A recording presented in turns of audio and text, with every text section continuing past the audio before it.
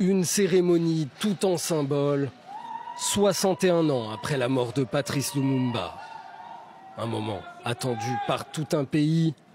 Première étape essentielle avant les funérailles prévues à Kinshasa, capitale d'une République démocratique du Congo, dont il fut le premier Premier ministre après son indépendance et jusqu'à son assassinat.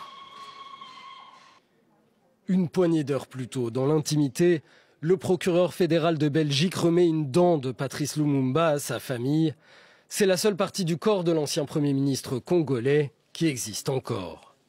Cette dent avait été conservée en souvenir par un policier belge qui avait participé à la disparition du corps de Patrice Lumumba.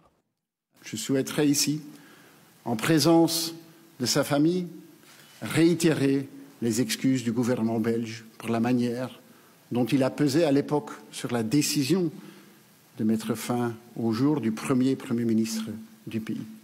Cette dent a pu être récupérée par la justice belge en 2016 après une plainte pour recel déposée par la famille de Patrice Lumumba. Une autre enquête, elle, pour crime de guerre, ouverte en 2011, est toujours en cours. Quand es-tu mort? On ne sait pas. Où as-tu été assassiné? On ne sait pas non plus. Qui t'ont assassiné et pourquoi? On cherche encore. Patrice Lumumba est considéré comme le premier héros du Congo indépendant, mais sa stature dépasse largement les frontières du pays.